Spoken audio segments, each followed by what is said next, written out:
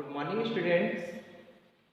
आज हम कि कोई भी ऑब्जेक्ट मोशन कैसे करती है इसके बारे में हम थोड़ा सा समझेंगे। जनरली क्या होता है कि किसी भी मोशन को समझने के लिए हमें क्या करना पड़ता है, हमें देखना पड़ता है कि दो अगर हम पॉइंट ले लें उनके बीच में किस तरीके से जो डिस्टेंस है वो चेंज हो रही है, उसके अकॉर्डिंग हम मोशन को समझ सकते हैं। मान लीजिए कि हमारे पास एक कोई भी पॉइंट है, तो इस बार इसको पॉइंट से डिनोट कर देंगे।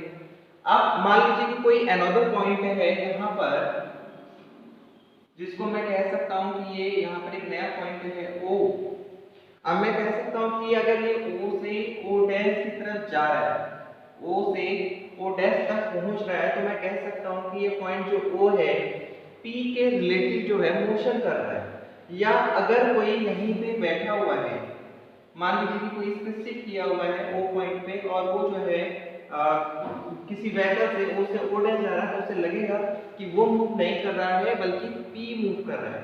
तो इसको हम कह सकते हैं सूडो मोशन।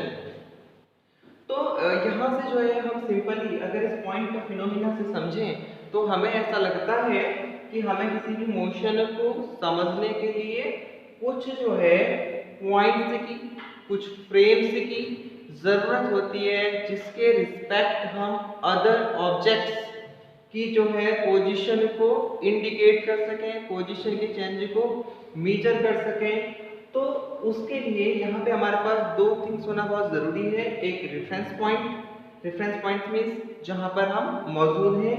दूसरा अनदर पॉइंट, ऑब्जर्वर पॉइंट, जिसको हम ऑब्जर्व करते हुए ये पता लगा सकें कि वो स्टेशनरी कंडीशन में है, मूविंग कंडीशन में है। तो इसको समझने के लिए हम कह सकते हैं कि जो मोशंस है वो पोजीशन चेंज पे डिपेंड करती है। अब पोजीशन चेंज को समझने के लिए मींस हमारे पास कोई एक ऐसा सिस्टम होना चाहिए जिसके आधार पर हम पोजीशन बता सकें। पोजीशन का मतलब क्या हुआ, लेट अस कंसीडर कि हम कहीं पे स्टैंड किए हुए हैं, खड़े हुए हैं, तो हम किसी दूसरे ऑब्जेक्ट को देख रहे हैं, तो हम उसका अनुमान लगाते हैं वो हमसे कितनी दूर है, वो हमसे कितनी ऊंचाई पर है। या फिर अगर हम किसी दूसरे ऑब्जेक्ट को देख रहे हैं, मान लीजिए किसी टेबल को देख रहे हैं, तो टेबल में हम डिसाइड करने की कोशिश करते हैं कि भाई टेबल की लेंथ कितनी है, टेबल की विड्थ कितनी है, टेबल की हाइट कितनी है। तो ये चीज़ हमें बताती है कि एक पोजीशन बताती है, एक सिस्टम बताती है कि किसी भी ऑब्जेक्ट को मेजर करने के लिए मीन्स जो हमारे पास फिजिकल वर्ल्ड है, जिस वर्ल्ड में हम रह रहे हैं, उस वर्ल्ड में अगर हम ऑब्जेक्ट्स के साइज को मेजर करें, तो ऑब्जेक्ट्स के साइज को मेजर करने के लिए हमें डिस्टेंस की जरूरत है। और डिस्टेंस में भी हम कहेंगे कि डिस्टेंस को हम तीन सब डायमेंशनल, जिसको हमने नाम दिया हाइट, जिसको हमने नाम दिया लेंथ, जिसको हमने नाम दिया विड्थ, इसकी हमें आवश्यकता होती है। तो इसके लिए हम कह सकते हैं कि हमारे पास लेंथ, विड्थ और हाइट मेजर करने के लिए एक कार्टेशियन सिस्टम होना चाहिए, जिसको हम कहते हैं जनरली एक्स वाई जेड। ये जो एक्स वाई जेड है ये किसी भी ऑब्जेक्ट की केवल पोजीशन को बताता है, इसलिए इसको हम बोलते हैं कार्टेशियन सिस्टम। इसमें अगर हम एक टर्म्स और जोड़ दें जिसको हम बोलेंगे टाइम, तो टाइम वो पैरामीटर है जो ये बताता है कि इस टाइम पे पोजीशन ये थी, नेक्स्ट टाइम पे पोजीशन ये थी। मींस यहाँ पे टाइम को ऐड कर देने से इसमें जो हमारे पास डिस्टेंस की तीन सब डायमेंशनल थी, उसमें टाइम की डायमेंशनल जोड़ देने से हमें ऑब्जेक्ट्स की मोशन का पता चलता है। तो इसको हम बोलते हैं रेफरेंस सिस्टम। रेफरेंस सिस्टम क्यों बोला, क्योंकि इससे पहले जो सिस्टम था उस सिस्टम में केवल पोजीशन थी एक्स वाई जेड। अब रेफरेंस सिस्टम क्यों बोला, रेफरेंस सिस्टम इसलिए बोला क्योंकि अब इस सिस्टम पे हमें रिलेटिव मोशन का पता चल रहा है, रिलेटिव पोजीशन का पता चल रहा है कि इसमें हम पोजीशन को रिलेटिव में देख सकते हैं।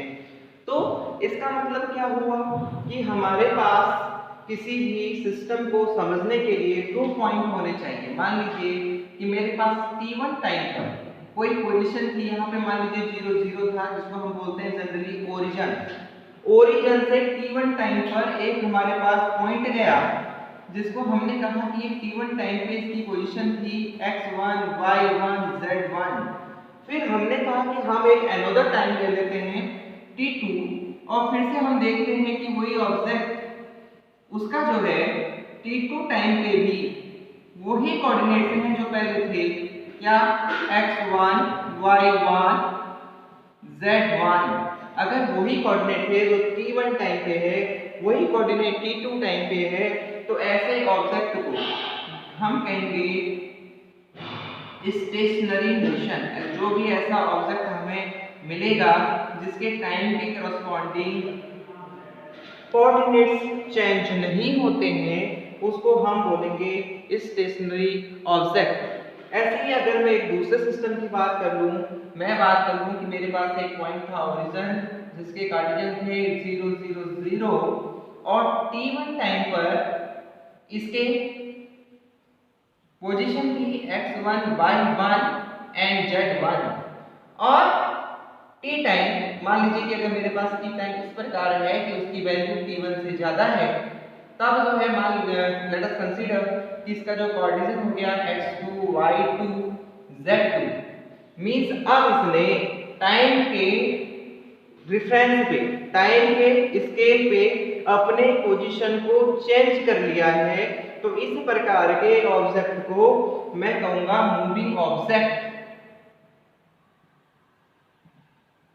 तो क्या हुआ कि जो हमारे पास स्टेशनरी ऑब्जेक्ट होते हैं वो किसी भी टाइम स्केल पे उनके जो कार्डियंस होते हैं वो सेम रहते हैं, वो किसी भी स्तर पे चेंज नहीं होते हैं in the reference of origin. और जो हमारे पास मूविंग ऑब्जेक्ट होता है, अगर मेरे पास कोई ओरिजिन पॉइंट है, मेरे पास कोई एक ऐसा पॉइंट है जहां से मैं दूसरे पॉइंट को ऑब्जर्व कर रहा हूं, तो टाइम के स्केल पे उसके जो है पोजीशन चेंज होती है।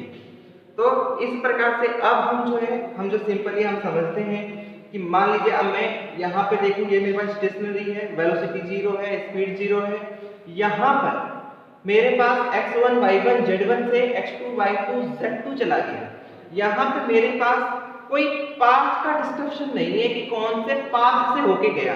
मेरे पास एक इनिशियल पॉइंट है, मेरे पास एक फाइनल पॉइंट है। तो मैं कह सकता हूं कि जो मेरे पास डिफरेंस आया डेल्टा डी, वो कितना आया? वो आया x2 माइनस x1 का whole square, simple mathematics, y2 minus y1 का whole square plus z2 minus z1 का होल स्क्वायर। और यहाँ पे जो मेरे पास टाइम इंटरवल था डेल्टा टी, वो क्या था?